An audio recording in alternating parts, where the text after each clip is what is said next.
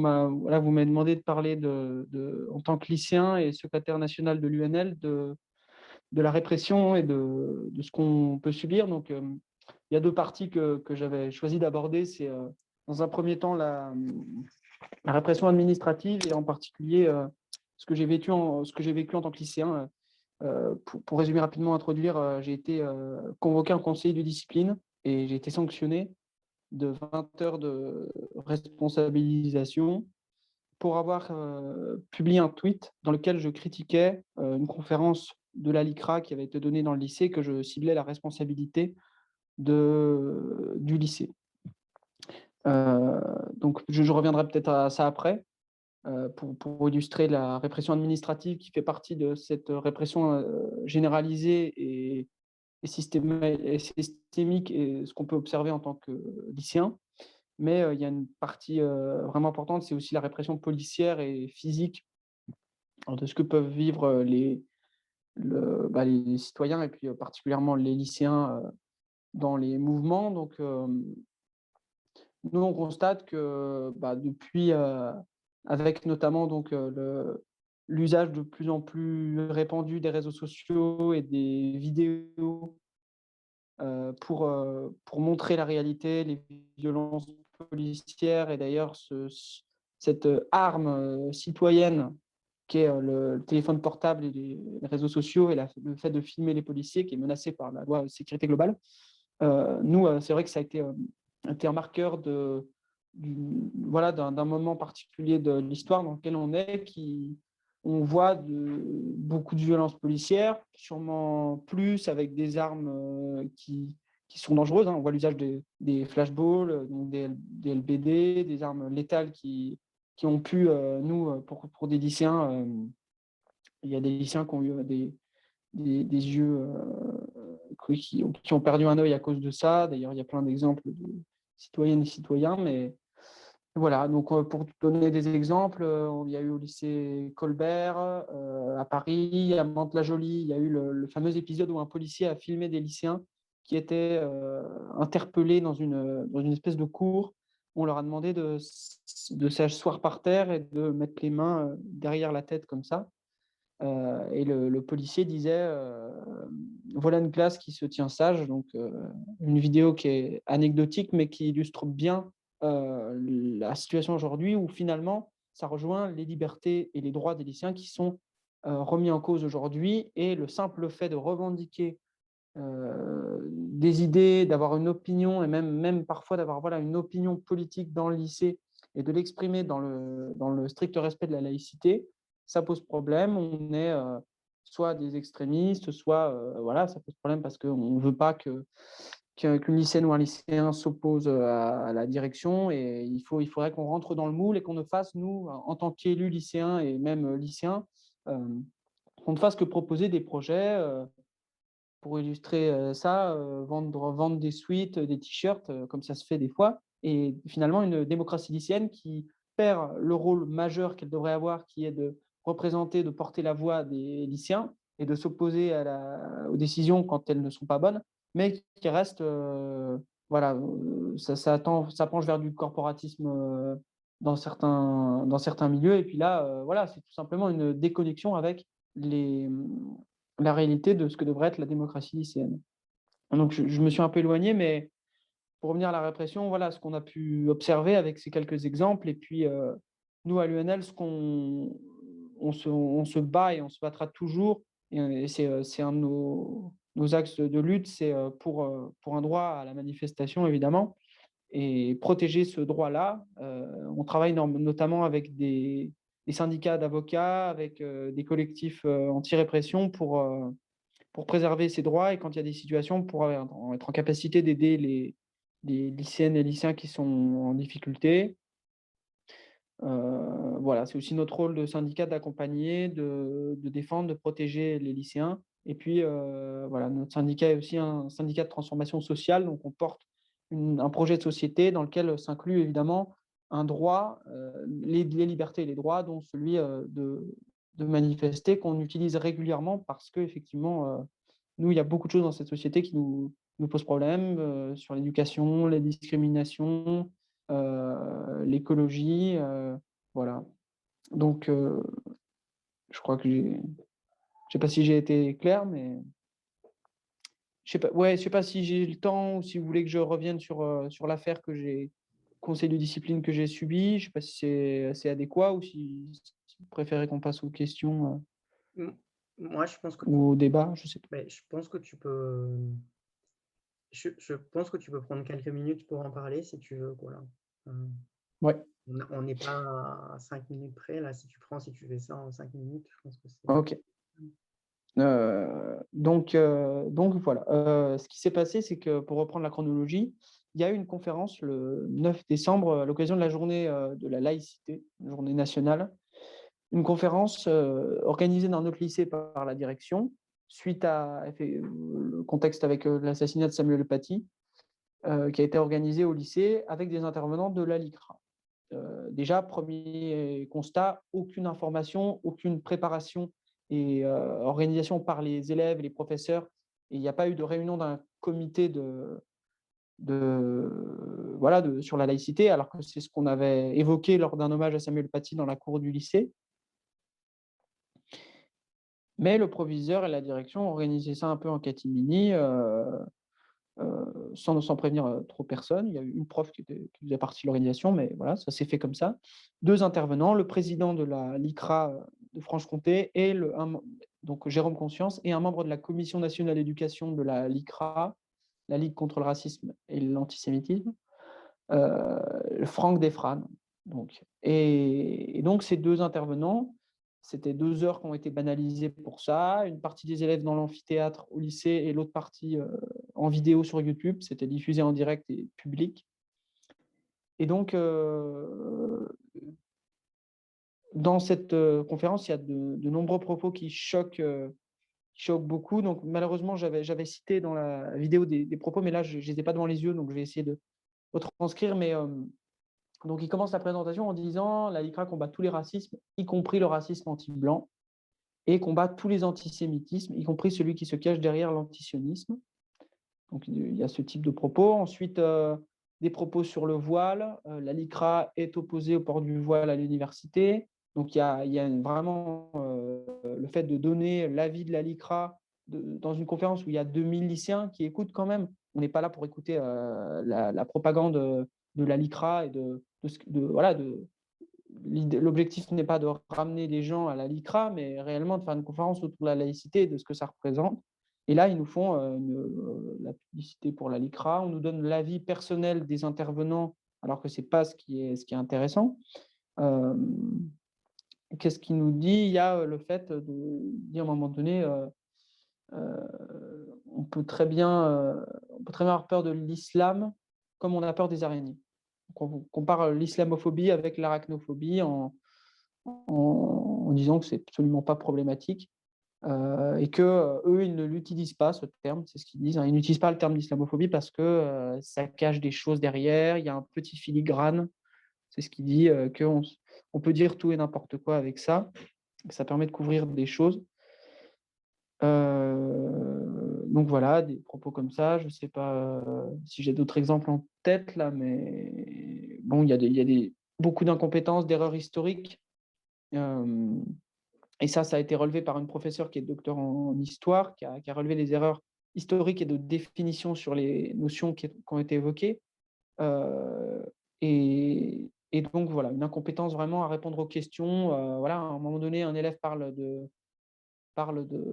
du port du voile à l'université et l'intervenant, découle sur, la pression de l'islam en France. Et pendant toute la conférence, il y a d'ailleurs un article qui s'affiche sur le vidéoprojecteur, donc c'est maladroit, mais avec marqué, «L'islamisme, voilà l'ennemi», de la rédaction de la LICRA sur le site web. Et donc cet ensemble de choses, vous avez peut-être pas tous les éléments, mais je vous invite je partagerai le lien pour que vous puissiez voir la vidéo qui est disponible, qui a été mise en ligne par un média, la vidéo de la conférence en entier, dans laquelle on voit très clairement, et d'ailleurs ça saute aux yeux, ceux qui l'ont vu, que c'est problématique et ça n'avait pas à se tenir dans un lycée. Donc cette conférence se passe et quelques semaines après, le proviseur oui, donc quelques jours après la conférence, moi je réagis Comme d'autres élèves qui ont écrit une pétition, moi, je réagis en partageant cette pétition qui demande des excuses de la part de la LICRA. Je demande des excuses de la part du lycée dans un tweet qui, selon moi, je dis que le lycée est responsable de l'organisation de ces 2 heures de propagande d'extrême droite. Ça, c'est ce que j'ai écrit dans mon tweet. Donc effectivement, un petit peu dans la précipitation et sûrement pas très réfléchi parce que ça m'a amené à être mis en cause et à voilà, être ciblé par le lycée. Mais moi, j'exprime ça parce qu'il me semble que les propos qui ont été tenus voilà, sur l'état de droit notamment, hein, on entend qu'on est dans un état de droit, qu'il ne faut pas dire qu'il y a des violences policières, qu'il y a une répression. C'est ce que les intervenants disent. Et moi, j'entends ça et ma réaction, c'est j'entends des marqueurs. Il y a des marqueurs pour moi dans cette conférence d'extrême droite, des propos qui font référence à ça. Et bien qu'on me dise que c'est fort, d'ailleurs, le proviseur contacte mon père, on a un rendez-vous avec lui où il dit qu'il présente un rapport des faits écrit avec des captures d'écran de publication et de mes comptes Instagram et Twitter en disant que je n'ai pas le droit de publier ça, je suis un représentant des élèves, je dois être neutre. Ma fonction de vice-président du conseil de la vie lycéenne m'impose d'être neutre et de ne pas avoir le droit de m'exprimer en ce nom-là, en donnant une opinion. Je n'ai pas le droit de partager une pétition d'après le proviseur. Et il nous dit qu'il y aura une suite, donc procédure disciplinaire, et ça commence là. On le revoit une semaine après, ce qui était prévu, les délais de défense dans l'éducation nationale pour un élève qui est sanctionné. On est accompagné par la présidente de la FCPE, représentante des parents d'élèves, qui vient, sauf que là, le proviseur nous dit bah, il n'y aura pas d'entretien, de toute façon, ça va être un conseil de discipline. Parce que je suis juge et partie, il considère qu'il y a une diffamation proviseur dans mon tweet, et donc il dit je suis juge et partie, je ne peux pas donner la sanction moi-même. Donc, conseil de discipline, le 5 février. Je suis accompagné par un avocat parce que conseil de discipline veut dire que potentiellement on risque une exclusion définitive. Et la gravité la convocation de cette instance, quand même, pour un tweet et pour une réaction qui n'a eu aucun impact. Mon tweet, il n'a même pas été partagé. Il y a eu une mention j'aime. Donc voilà, se rendre compte un peu de la petitesse du truc. Et il a lieu, ce conseil de discipline, et au moment du conseil, la présidente, qui est la proviseure adjointe qui préside, à chaque fois qu'on essaye de citer les propos de la LICRA pour dire, certes, Colin, il a écrit ce tweet, mais il y a eu des propos qui ont été tenus pendant la conférence. On peut en parler de ces propos, dire quand même que c'est des circonstances qui sont à prendre en compte. On parle de la réaction de Colin à la conférence. Donc, pourquoi on n'aurait pas le droit de le faire? Et on essaye de citer des propos devant le conseil de discipline, et elle le refuse à chaque fois. Elle nous dit, vous n'avez pas le droit, vous ne pouvez pas, je ne peux pas accéder à votre demande. Vous ne pouvez pas citer la LICRA, il s'agit de Colin uniquement. Voilà, on ne peut pas. Et l'avocat dit très clairement qu'il y a une atteinte au droit de la défense dans le fait de pouvoir présenter sa défense à l'écrit ou à l'oral, qui est un droit du Code de l'éducation, qui est même fondamental. Et là, on nous empêche de faire ça.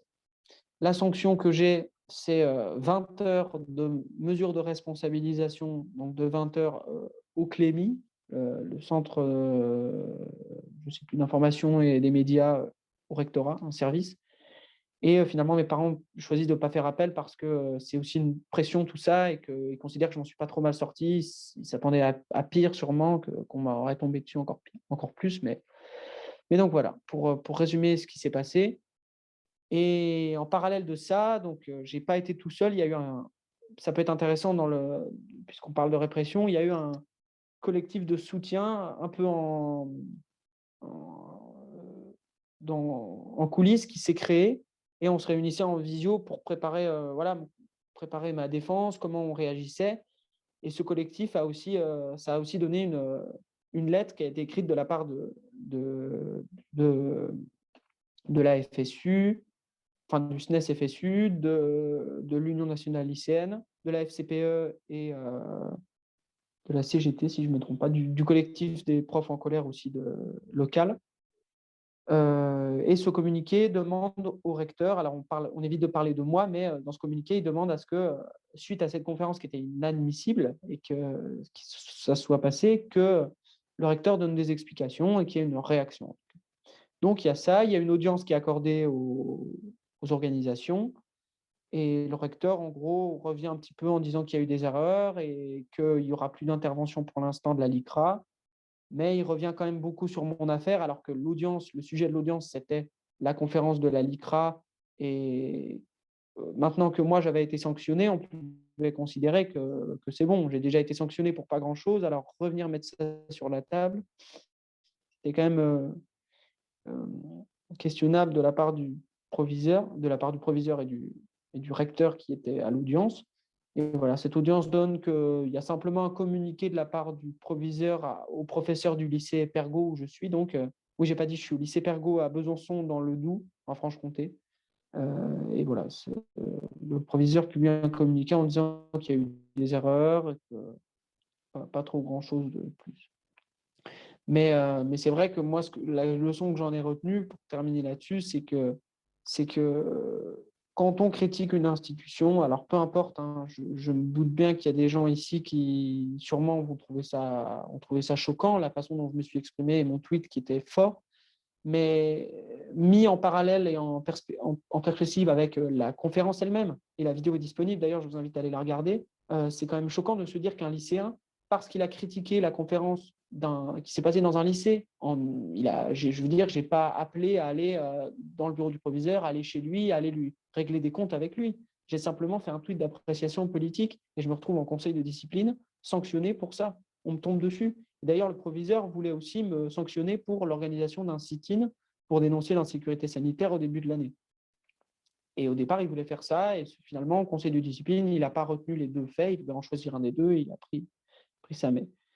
Mais c'est vrai que voilà, mettre en cause une institution, le faire en plus tout seul, hein, c'était ça mon erreur aussi, c'est se mettre en danger et prendre le risque que l'institution, la direction vous tombe dessus et essaye par tous les moyens de vous faire taire. Voilà. Moi, on essaie aujourd'hui, avec cette mesure de responsabilisation, voilà, de me responsabiliser parce que je n'aurais pas retenu la leçon. Et puis, c'est l'objectif de cette mesure, mais je n'apprends pas grand-chose. Et puis, le niveau est assez bas de dire que voilà, j'ai fait un tweet et je n'avais pas à le faire, je dois rester à ma place d'élève, je dois me taire, il faudrait en parler aux adultes quand ça ne va pas, sauf qu'à un moment donné, on se rend bien compte que des choses qui ne suffisent pas. Et puis moi, je n'ai pas la réponse absolue, mais j'ai essayé, avec le moyen que j'avais, d'alerter, de porter la voix de mes camarades qui étaient choqués par cette conférence. Et voilà ce que ça a donné. Donc, moi, j'ai terminé là. Bah, au moins, une chose, c'est déjà, nous avons été informés un peu tardivement de cette affaire, du tweet le conseil de discipline était déjà passé, en fait, quand on a été informé. Ouais. Et ce qui fait que on ne pouvait plus soutenir, c'était trop tard. Ça fait partie hein, nous sommes assez en confrontation avec la LICRA sur un certain nombre de points dans la façon dont on conçoit le racisme. Mais ce qui est problématique, ce n'est pas tant nos points de vue, puisque nous sommes également visés par le gouvernement, hein, comme étant notre mode d'expression sur le racisme n'est pas admis non plus. Donc voilà. Ce qui est problématique, c'est plutôt la mise au pas de l'ensemble de la société qui est en train de se mettre en place de façon flagrante, là, il me semble. Ou alors, s'il y en a qui n'arrivent pas à le voir, c'est que ça devient problématique. Donc là, vous avez la question de la liberté d'expression dans l'enceinte d'un établissement par des représentants d'élèves. Donc, ils sont censés avoir la liberté d'expression. Et même si, après, là, je ne connais pas le code de l'éducation, hein, je ne suis pas du tout spécialisée là-dedans, donc je sais très bien qu'il y a quand même des modalités plus contraignantes qu'à l'extérieur, mais quand même, là, c'est un problème aussi de liberté d'expression, et d'en arriver à un conseil de discipline, c'est quand même assez grave comme façon de procéder. C'est-à-dire qu'on n'a pas la possibilité de discuter non plus des choix qui sont faits et surtout sur des concepts comme la question du racisme. Hein, il me semble que ce sont des concepts dont on peut discuter le contenu et la validité de ce qu'on vient de nous enseigner finalement, enfin vous enseignez, puisque c'est à la place d'un contenu scolaire. Bon, ensuite, d'ailleurs pour le lycée Colbert, il se trouve que, bon, moi je suis dans le 10e arrondissement à Paris. Donc, c'est là où il y a le lycée Colbert. Et il se trouve qu'ils ont contacté, la FCPE a contacté la Ligue des droits de l'homme pour les aider. Donc, par rapport à la saisine du défenseur des droits, mais aussi par rapport aux contraventions, parce que alors c'est la meilleure, et c'est là où ça rejoint ce qu'on disait tout à l'heure sur les contraventions.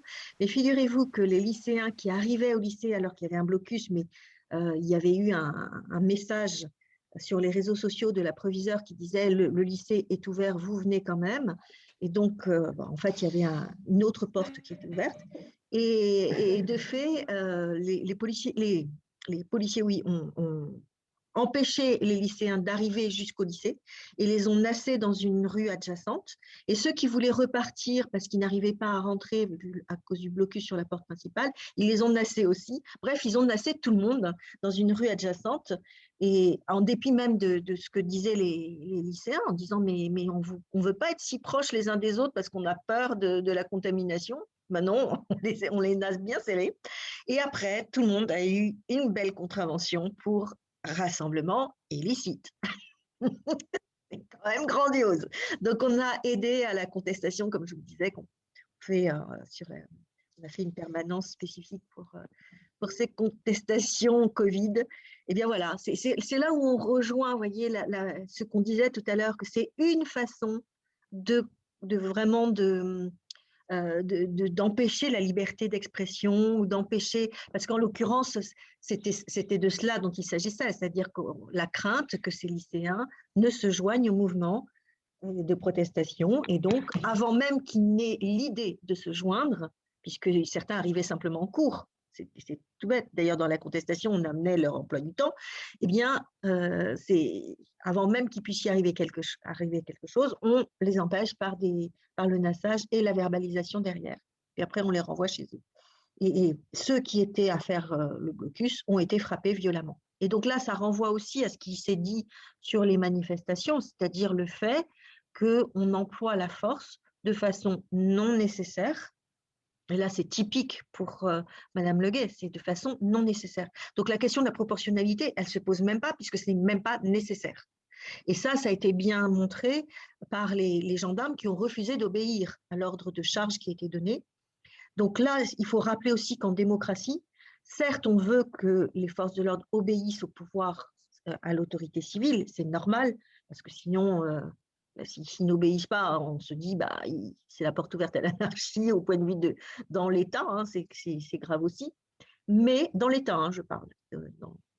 Et d'autre part, il y a un contre-pouvoir, on va dire, dans la mesure où il est permis par le code pénal de désobéir, alors même qu'on est donc force de police ou force de gendarmerie, de désobéir à un ordre qui est manifestement illégal. Et là, c'était le cas.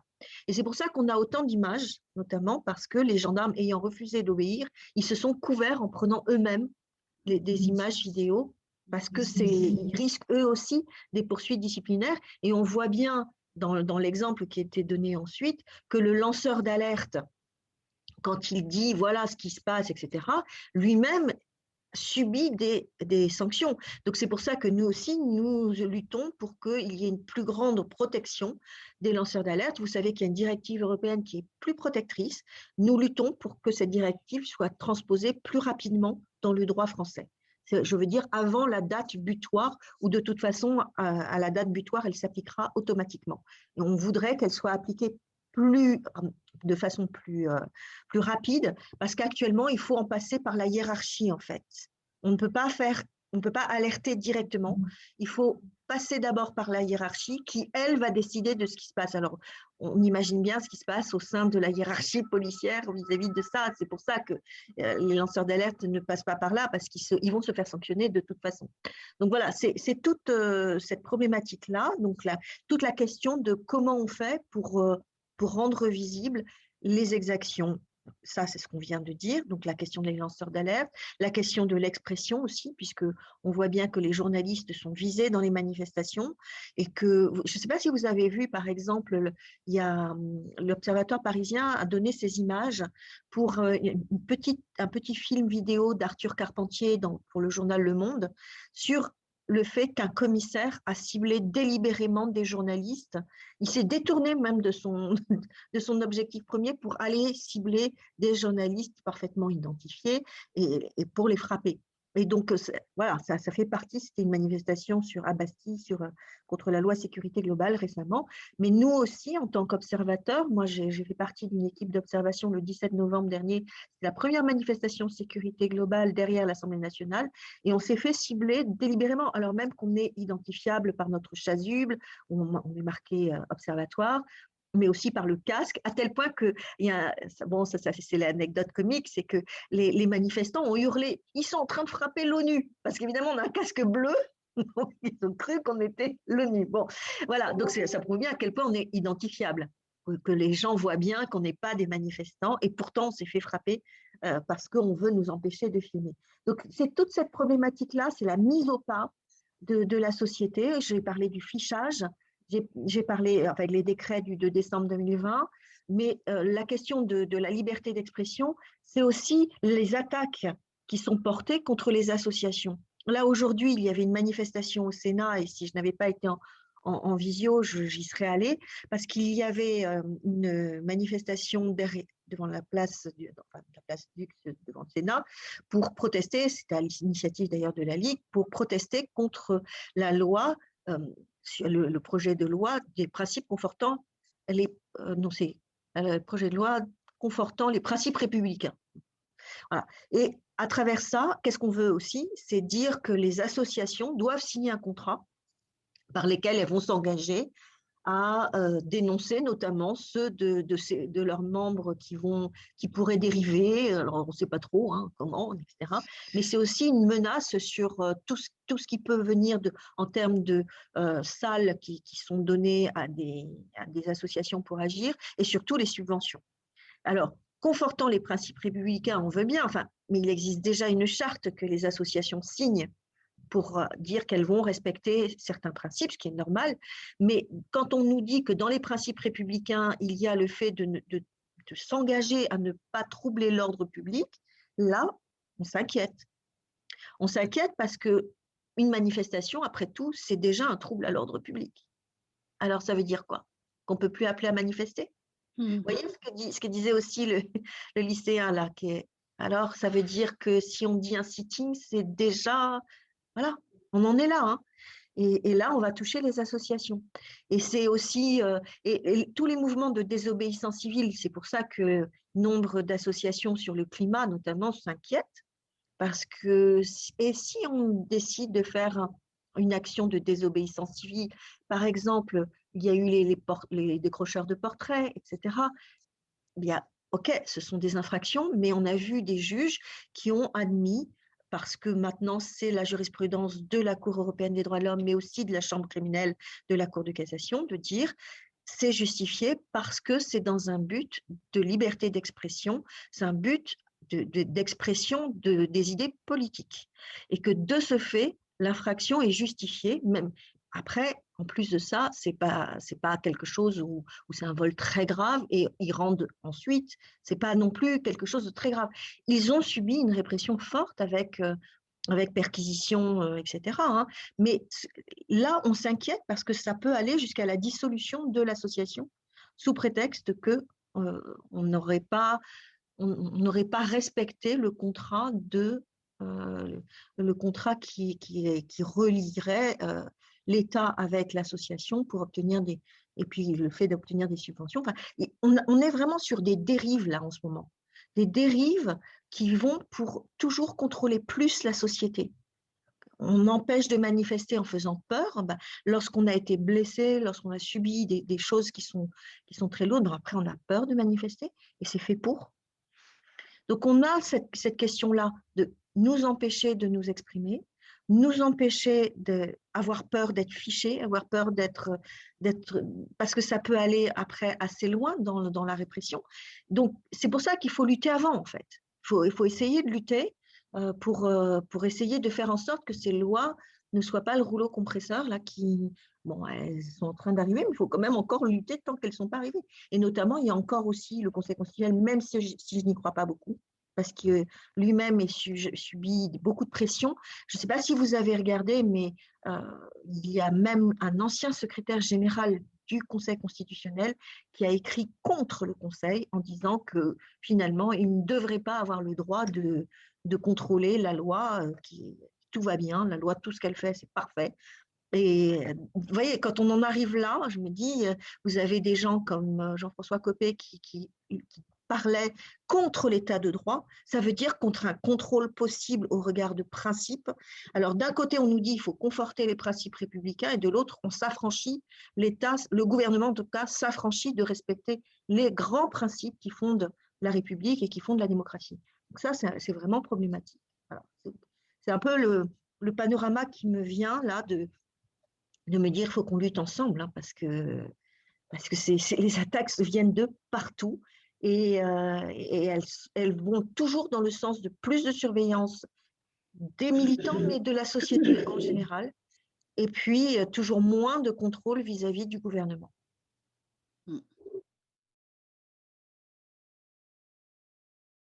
Avant de poser des questions, je vais juste faire un petit complément de témoignage, parce que effectivement, nous, l'année dernière, juste avant le premier confinement, on était à la PJ en mobilisation contre le régime de retraite, enfin la loi, le projet retraite, mais également par rapport à tout ce qui arrivait à la justice des enfants, la réforme de la justice des enfants.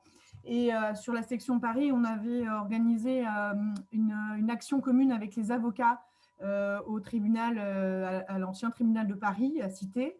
Et dans le cadre de cette mobilisation, donc, il y avait une centaine d'avocats et on était une dizaine d'éducateurs du SNEPS sur place pour accueillir Belloubet qui présentait ses vœux à la Cour de cassation. Dans ce cadre-là, en fait, on a demandé, enfin les avocats ont jeté leur robe, ont fait toute une performance.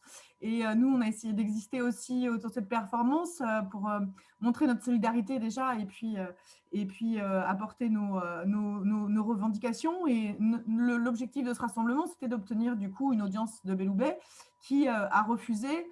Et donc, il y a eu à un moment donné quelque chose dans la bonne humeur de quand même essayer d'aller dans cette salle et de troubler ces vœux.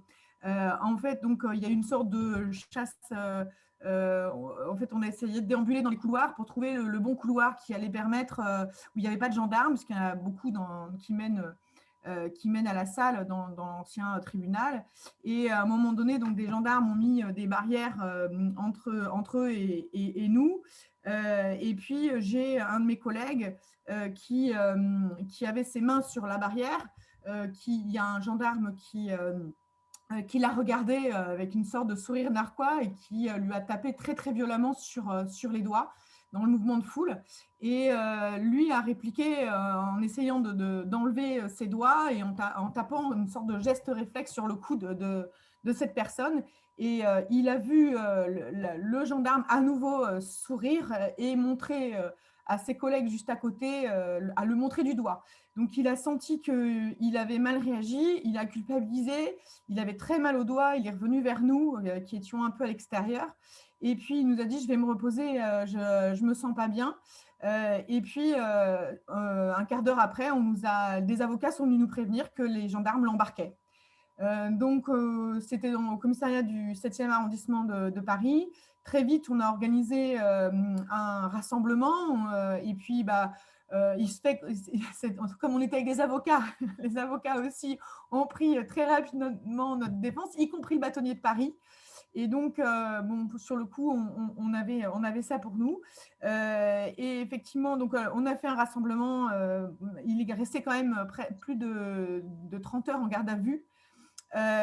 Au cours de l'après-midi, en fait, il y a le gendarme qui a porté plainte et il y a un autre gendarme qui est venu dire que notre collègue l'avait battu aussi, enfin l'avait frappé aussi d'un coup de coude dans la tête.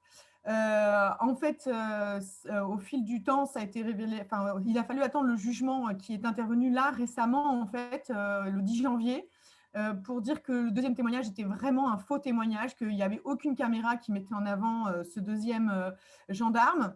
Et pour le premier, en fait, il n'y avait pas de vidéo qui montrait le sourire narquois qu'avait le policier en tapant sur les doigts.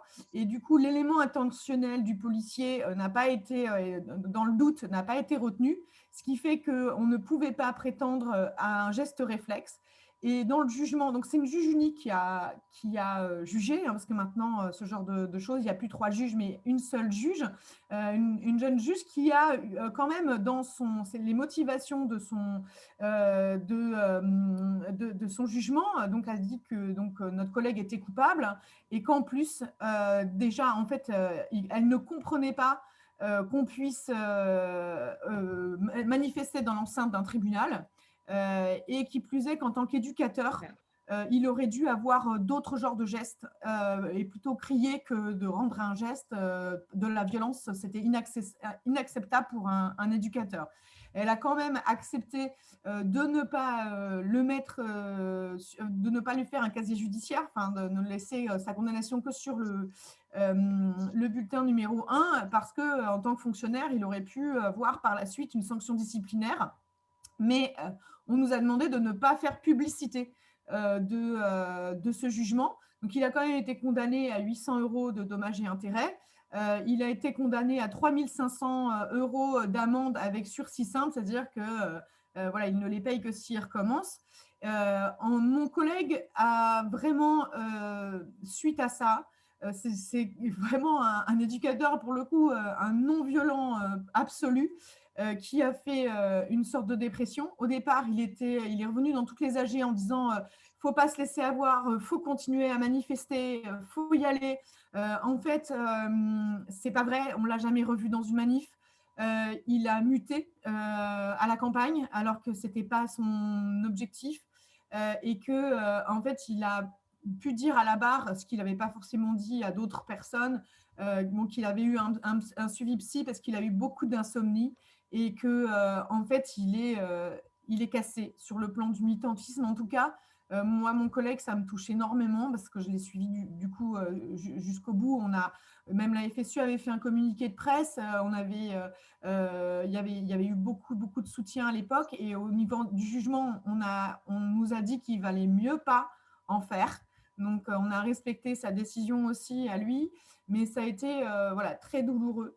La chose positive dans cette histoire, c'est qu'on a créé un groupe WhatsApp avec le SAF de Paris et la FSU Île-de-France pour qu'à chaque fois qu'il y ait une manifestation où on se dit ça craint, on puisse solliciter, savoir s'il y a un avocat ou une avocate de garde qui puisse être sollicité pour intervenir de suite dans ce genre de problématique. Donc ça, c'est un des points positifs. Dès les sorties de confinement, quand on a recommencé les manifs, il y a plusieurs syndicats de la FSU qui ont sollicité par le biais de WhatsApp cette histoire. Après, je ne sais pas comment, parce qu'effectivement, ça a été dit plusieurs fois, hein, quand on touche à l'intégrité de quelqu'un, c'est 100 personnes de moins à la manif d'après. Nous, ça s'est vu aussi, hein, on a des gens autour que ça a refroidi, en fait, qu'il y a un profond sentiment d'injustice, d'impuissance. Et voilà, et donc ça fait aussi, on posait la question ce matin de pourquoi on mobilise moins. Ça joue aussi, hein. Il y a la pandémie, il y a le contexte, mais il y a aussi cette répression où on se sent, parce qu'on est attaqué individuellement dans sa personne et que ça fait peur aussi aux gens qui nous entourent. Voilà. Et donc après, c'est je ne sais pas, tous ces témoignages, est-ce qu'à un moment donné, la FSU peut en faire quelque chose? Est-ce qu'il y a voilà, une action auprès d'instances européennes? Et puis, est-ce que les partenariats qu'on a mis en place à Paris peuvent se penser au niveau national ou pas? Enfin, voilà, c'est un peu les questions. Non, moi je suis dans un département où on n'est pas directement, on va dire, atteint par ce que les différents témoins ont pu décrire, en tout cas en tant que représentants d'organisations syndicales et en tant que militants syndicaux. Bon, après, on a pu assister à certains moments de tensions particulières, à des violences exercées notamment à l'égard de Gilets jaunes, mais aussi à l'égard des lycéens et des lycéennes. Dans des moments de convergence des mobilisations interprofessionnelles avec les lycéens, il y a eu évidemment des stratégies déployées pour empêcher les lycéens de rejoindre des cortèges de manifestations. Et on a pu être témoin à certains moments de tensions très très fortes et on va dire de stratégies de maintien de l'ordre qui visaient quand même à faire déraper l'ambiance des manifestations. Donc, on n'a pas j'ai pas de témoignage précis à apporter par rapport à ce qui a été développé par les différents intervenants et intervenantes, mais on sent quand même un climat de tension qui se développe et à certains moments quand même, alors j'aime pas utiliser ce mot-là, mais bon, j'arrive pas à en trouver un autre, mais une forme d'hystérisation des forces de l'ordre. Ouais. Moi, je me rappelle notamment lors de la venue de Jean-Michel Blanquer dans notre département à Creil, où il vient régulièrement faire son opération de com en éducation prioritaire par rapport à son dispositif de dédoublement des classes. Il était revenu 2 ans après avoir lancé le dispositif et c'était juste après le mouvement des Gilets jaunes. Et lorsque l'un d'entre eux est venu à un rassemblement qui se tenait sur le temps de midi avec un nombre relativement limité de participants et de participantes, parce que ce n'était pas un jour de grève, il s'est retrouvé complètement encerclé par un cordon de CRS. Enfin, il y avait un déploiement policier complètement hallucinant. Et c'était quelque chose qu'on n'avait encore jamais vraiment expérimenté dans notre département. Donc, on voit que c'est des choses qui se développent en dehors, on va dire, de la sphère parisienne et de l'Île-de-France. Moi, j'ai notamment subi à ce moment-là des manœuvres d'intimidation en tant que représentante syndicale. On était venu me voir pour me faire couper le mégaphone, puisque bien évidemment, on scandait des choses pour alerter le ministre. Et c'est la première fois que je voyais des policiers venir nous demander de couper le mégaphone. Donc voilà, par rapport aux violences qu'on peut voir se développer dans ce cadre-là. Moi, il y a un deuxième point qui m'alerte, c'est par rapport au témoignage de Colin et la possibilité de contester ou de s'exprimer sur le contenu des cours. On a vu en début d'année là, une enquête qui a été menée par l'Institut de sondage IFOP à la demande de Charlie Hebdo et de l'Institut Jean Jaurès sur la perception qu'ont les professeurs des contestations de cours en lien avec des opinions religieuses. Et on va dire les atteintes qui pourraient être portées à la laïcité. Il y a une plateforme qui a été développée par l'Éducation nationale de signalement de ces atteintes à la laïcité. Et moi, j'ai quand même des inquiétudes sur la mise en contradiction entre la mission éducative qui nous est, dévolue en tant qu'enseignants-enseignantes, la visée émancipatrice de l'école, la nécessité de développer l'esprit critique chez les élèves, et cette demande qui nous est faite de signaler toutes ces atteintes, finalement des atteintes qui sont aussi, je pense, intimement liées à des perceptions individuelles qu'on peut avoir, parce que par défaut de formation aussi, la formation des enseignants et des enseignantes sur ces questions, c'est bien évidemment un sujet qu'il faudrait peut-être davantage creuser, mais j'ai l'impression qu'on a quand même beaucoup de manques en la matière. Donc, je trouve que ce sondage n'est pas un bon marqueur par rapport à ce que je disais ce matin de cette volonté de mettre en place à l'école une forme de, enfin en tout cas de faire de l'école un lieu normatif, un lieu de formatage des pratiques, des pensées. Et moi, ce sont des éléments qui en tout cas m'alertent et me questionnent en tant que personnel de l'éducation nationale. Donc, le témoignage de Colin, de ce point de vue, me paraît absolument essentiel. Qu'est-ce qu'on peut aussi faire par rapport à ça à l'intérieur de l'éducation nationale? Parce qu'on s'aperçoit que l'institution peut déraper en faisant venir des intervenants borderline dans leur discours. Et puis, d'un autre côté, c'est la matraque sur les étudiants ou les lycéens quand ils se lancent dans une forme de contestation des contenus de cours. Qu'est-ce qui relève de la provocation, de l'atteinte à la laïcité, et qu'est-ce qui relève de l'esprit critique? La frontière, de mon point de vue, est quand même assez ténue, et en tout cas, le seuil de tolérance à l'intérieur de l'institution, moi, m'interpelle. C'est vrai que le témoignage de Colin m'a beaucoup interpellé, et je me disais que déjà, on avait eu, à titre personnel, dans les autres associations desquelles je fais partie, on a eu aussi des débats sur la laïcité et qui se sont soldés parfois par des prises de bec. Et je pense que nous, au sein de la FSU, il y aurait un gros travail à faire parce que les écarts pris par rapport à la laïcité et sa définition sont énormes. Moi, je vois, par exemple, rien que dans la municipalité où je travaille cette année, pour les journées de la laïcité qui ont suivi donc, le drame qui est arrivé à Samuel Paty, l'image qui illustrait ces journées est une image qui disait c'est quoi la laïcité? Je ne sais plus comment c'était formulé, mais c'était quand il n'y a pas les religions. Or, il est toujours oublié le second aspect de la laïcité, qui est la protection des personnes et de leurs croyances.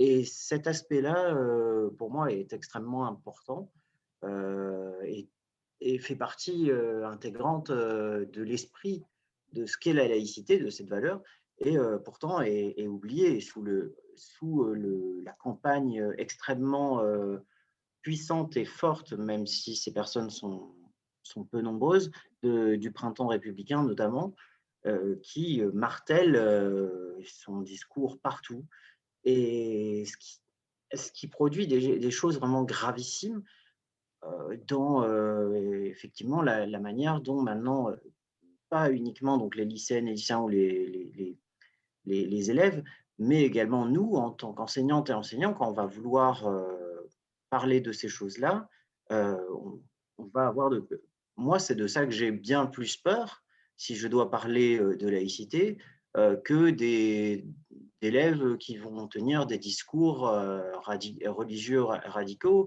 que je peux remettre facilement dans un contexte et questionner. Alors que quand ça vient de ma propre hiérarchie, qu'on me fait des menaces, ce qui m'est arrivé déjà sur Twitter où je suis très actif, j'ai déjà été menacé de faire révéler mon adresse et mon identité par rapport à ça. Et qu'on sait que l'éducation nationale ne nous suit pas forcément sur ces sujets-là, ça fait peur, ça questionne. Et donc, je pense qu'effectivement, si on pouvait avoir plus de réflexion sur la question de la laïcité et de sa défense, mais donc de sa défense à partir de la réalité de ce qu'est la laïcité, ça pourrait être bien. Et sinon, pour revenir sur ce que disait Geneviève, je me souviens de ce jour-là, même si je n'étais pas sur la place à ce moment-là. Je me souviens par contre de la chasse après coup donc, du commissaire Rabassouchi qui a fait, comme elle a dit, hein, une chasse à l'homme, et des camarades ont été coursés dans les rues, des personnes qui n'avaient rien à voir et qui marchaient juste dans la rue ont été arrêtées, contrôlées, mis assis, des touristes, oui, assis sur le trottoir en attendant d'être contrôlés, en attendant que tout le monde soit assis. C'était une ambiance vraiment de siège. C'était affreux. Pareil, pendant la manifestation de soutien pour Geneviève, la première, il y avait une tension énorme. On a finalement réussi à faire reculer la police et donc à entre guillemets, prendre la rue et sconder. Mais pareil, le jour où on a voulu rejoindre l'hôpital pour apporter notre soutien, idem, on a essayé de nous faire prendre des chemins de traverse. C'est pas grave, on a pris les chemins de traverse, on est allé jusqu'à l'hôpital qui était vraiment à quand même plusieurs kilomètres de là où on a commencé, et on l'a fait. Mais on sentait bien que la police était sur les dents et prête à nous matraquer si on faisait le moindre faux pas. Et en fait, pareil pendant les séquences Gilets jaunes, la seule violence qu'il y a eu pendant les Gilets jaunes, c'est la police qui l'a provoqué. Un jeune qui a dû éviter la police, et que la police a voulu, parce qu'il s'est mis n'importe comment, et qui, du coup, sous couvert d'une fausse raison, ont commencé à courser plusieurs personnes et qui ont essayé de se réfugier, et du coup ont dû se défendre contre la violence. Et ça, voilà, bon, je pense que vous en avez toutes et tous des témoignages de ce type-là, mais on se sent de moins en moins à l'aise quand on va en manifestation, et je pense qu'il y a donc ça, plus le Covid, on fait que effectivement nos mobilisations sont quand même moins importantes, et comment en fait s'interroger sur comment faire pour que la peur du gendarme, hein, pour ainsi dire, même si c'est plutôt du policier là en l'occurrence, ne nous arrête pas. Alors bon, Geneviève là-dessus pour nous en dire beaucoup, mais moi, je sais que je continue à y aller, mais selon le type de manifestation où je vais, j'y vais avec la peur au ventre. Ce que fait la LDH est très bien là-dessus. Ce guide, justement, mérite d'être lu. Et n'oubliez pas de mettre quelque part sur vous un petit numéro à appeler au cas où. Hein, voilà, on ne sait jamais. Parce qu'en fait, on se rend compte que au moindre prétexte, on peut être arrêté si les policiers, on leur revient pas, et petit à petit, ils nous reconnaissent. Et on sait très bien qu'ils peuvent chercher à nous arrêter. Et d'ailleurs, le jour où Olivier Siam a été arrêté, ils ont arrêté donc des étudiants, mais aussi une femme qu'ils ont pris pour une autre personne, et pour sa sœur. Et donc cette personne qui croyait arrêter, elle sait que la police en a après elle, parce qu'elle a une grande bouche et elle ne la ferme jamais. Et on sait que dès lors qu'on fait ça, même si on reste dans la légalité, ben, on court le risque d'être arrêté au moindre prétexte qu'ils vont inventer. Et ça, moi, du coup, la police dans la rue, j'ai peur. Oui, je confirme ce que dit Camilla Jordana. Quand je vois la police dans la rue, j'ai peur. Plusieurs choses, enfin deux choses principalement. Moi, je suis sur Rouen, et sur Rouen, on a un collectif de défense des libertés fondamentales qui regroupe donc des syndicats, dont la FSU, la CGT, Solidaire. On a aussi des associations, hein, la LDH en fait partie, et on a aussi des partis politiques dedans. Et donc, le collectif, justement, comme son l'indique, il s'intéresse aux libertés fondamentales. Dans les victoires quand même qu'on a eues, c'est que le préfet voulait nous interdire de manifester dans le centre-ville de Rouen. On a fait appel au tribunal administratif, et maintenant on a à nouveau l'autorisation de manifester dans Rouen, dans le centre-ville, donc ce qui est déjà une chose. Dans les choses, moi, à faire, je pense qu'il y aurait, qui serait peut-être pas mal, ce serait de faire un livre blanc. Hein. Quand on voit l'accumulation de témoignages qu'on a, etc., ça serait pas mal d'essayer de faire un livre blanc et de le faire circuler. Après, moi, je me pose des questions sur militer comme aux États-Unis sur Defund the Police, hein, de définancer la police. Comme ça, s'ils avaient peut-être un peu moins de moyens pour avoir des drones, pour avoir des LBD, ça changerait peut-être les choses. Et puis, dernière chose, on a quand même un gouvernement, comme je m'étais, qui s'attaque quand même à tout ce qu'on appelle les lois dites libérales. Alors, il y a les franchises universitaires où, en gros, on a Blanquer et Vidal et consorts qui mettent en cause l'université avec l'islamo-gauchisme, mais pas que ça, hein. Les études de genre, les études postcoloniales. On met en cause la loi de 1881 sur la presse. La loi de 1882 sur l'instruction primaire, parce qu'en gros, l'idée, ça serait quand même de passer d'un système de contrôle a posteriori à un système d'autorisation préalable pour l'enseignement dans les familles. On remet en cause la loi de 1901, la loi de 1905 et la loi de 1907 sur l'exercice public des cultes. Ce qui fait quand même pas mal, parce que ces lois-là, c'est quand même les lois quand même fondamentales sur nos libertés. Et elles sont remises en cause. Là, on a quand même un gouvernement qui veut remettre l'instrumentalisation de la loi de 1905 de séparation de l'Église et de l'État, où en gros, on veut remettre un système concordataire, où c'est le préfet qui va juger si une association est cultuelle ou pas. Je pense que là-dessus, on devrait aussi batailler sur l'ensemble de bien marquer que c'est l'ensemble de ces lois qui sont mises en cause. Voilà, je m'arrête là. Même par des gens qui ont été choqués, et Toubon a fait son travail, mais il faut savoir qu'on n'a pas parlé beaucoup de la justice, mais la justice, la juge a refusé de donner mon dossier à Toubon. Vous voyez, c'est grave, hein? Ouais, c'est grave. Voilà, donc ça aussi. Et puis, ce que je voulais parler, c'est que on n'a pas beaucoup parlé de la loi sécurité globale, mais bon, on voit bien que dans mon affaire, s'il n'y avait pas les vidéos et les photos, qu'est-ce que c'est qui montrerait qui est arrivé? Donc, la loi sécurité globale est très, très grave. Et comme l'a dit la copine tout à l'heure, heureusement aussi que les gendarmes ont une cellule CIOP, et avec cette cellule CIOP, ils ont pu faire des vidéos pour se couvrir eux qui vont nous servir à nous. Après aussi, je voulais dire quelque chose vite fait, c'est que on paye quand même une certaine… Alors, c'est sûr que les violences policières, on va les remonter à la commune, aux lois accélérates de 1893-94, mais quand même, elles se sont accentuées, même s'il y a eu beaucoup de morts à la commune et beaucoup de morts en 1893, elles se sont réaccentuées à partir de 2005 avec Ziabé Bouna. Et à partir de là, il y a beaucoup de victimes, enfin, de violences policières racistes. Et je donnerai 2 chiffres. En 2019, il y a eu 26 morts de violences policières dans les banlieues. Et en 2020, il y en a 29. Vous voyez, ça s'arrête pas. Et ça, je trouve qu'on ne le rapproche pas assez des syndicats Alliance et ceux d'extrême droite qui sont de plus en plus fascisants. Et je crois que le thème d'aujourd'hui, c'était l'extrême droite. Et on peut dire qu'ils sont gangrénés.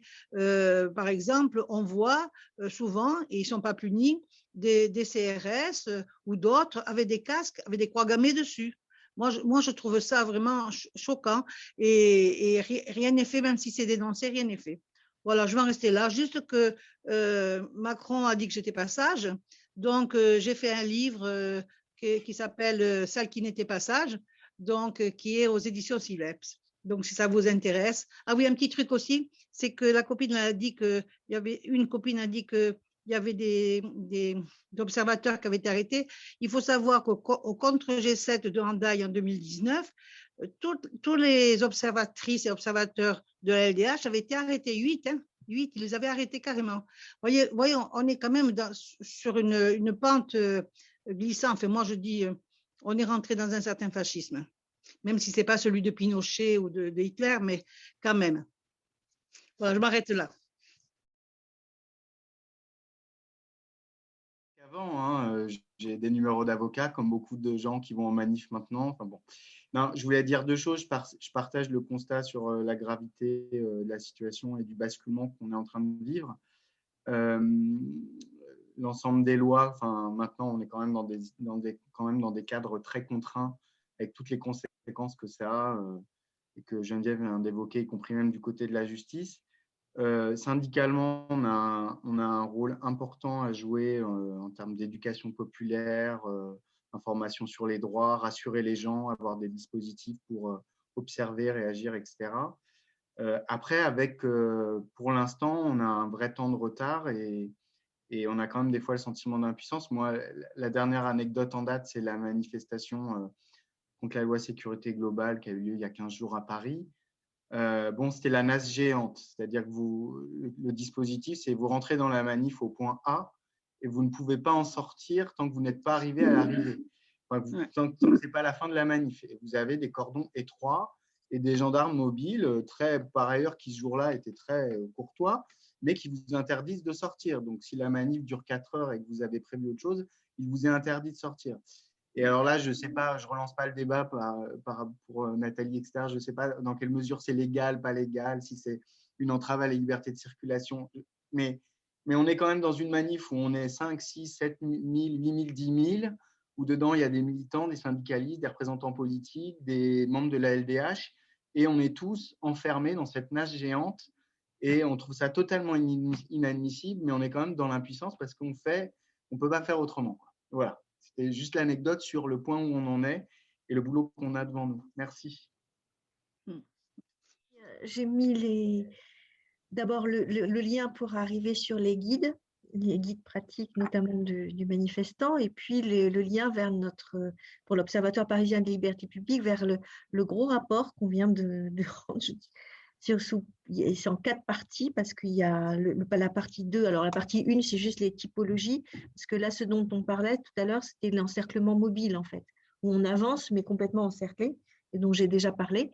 Et puis, il y a les vrais NAS, où là, on ne peut absolument pas bouger et pendant un certain temps, et notamment, il y a une des manifestations que nous avons pu observer, ça a été pendant 6 heures. 6 heures sur un pont, des manifestants parfaitement paisibles, il n'y avait aucune raison. Et donc, on analyse ça aussi bien sur le rendu politique dont j'ai déjà parlé, mais aussi d'un point de vue juridique également. Et notre 4e partie montre que finalement, à travers que ce soit la justice, que ce soit également la façon dont les lois se succèdent, nous arrivons à ce que il y ait une sorte pas seulement de criminalisation du manifestant, mais également le fait que nombre de manifestants sont considérés comme des ennemis de la République. Et finalement, ça rejoint aussi ce que je disais tout à l'heure, où celui qui conteste, au-delà même de la manifestation, mais qui s'exprime, peut devenir un ennemi de la République parce qu'on a une conception complètement étriquée de la laïcité, au lieu que ce soit la protection des idées par l'État, et le fait que justement l'État n'intervient pas dans les questions religieuses ou d'expression des idées, eh bien c'est le contraire. On a une sorte de religion qui s'impose et une seule forme d'expression par l'État et qui s'impose, et on a le rouleau compresseur derrière sur les associations, sur les citoyens. Alors ça ne veut pas dire qu'on est pour autant, je ne pense pas quand même dans du fascisme, on a une dérive autoritaire, ça c'est clair. Pourquoi je ne pense pas ça? Parce qu'on a encore des moyens de recours. Et puis, parce qu'on a encore les moyens, malgré tout, de se mobiliser. Il ne faut pas désespérer de ça. Je suis persuadée qu'on peut encore agir, on peut encore, mais bien sûr avec difficulté, mais on peut encore. Et la preuve, on le fait. Mais il est évident que finalement, en ligne de mire, on a la Chine. Hein. Moi, ça me fait particulièrement peur parce que j'ai quand même eu une partie de ma famille qui a subi la révolution culturelle chinoise, donc je sais ce que ça veut dire, et pas intimement, hein, puisque c'est ancien, mais il n'empêche que voilà, on a en ligne de mire ça parce que les drones, les caméras embarquées, les caméras portées, l'ensemble des surveillances par les réseaux sociaux, etc., le fichage, tout ça, ça induit vraiment quelque chose qui ne va pas bien du point de vue de la démocratie. On va vers. Voilà. Donc, il faut continuer la lutte. Ah oui, ça oui, bien sûr.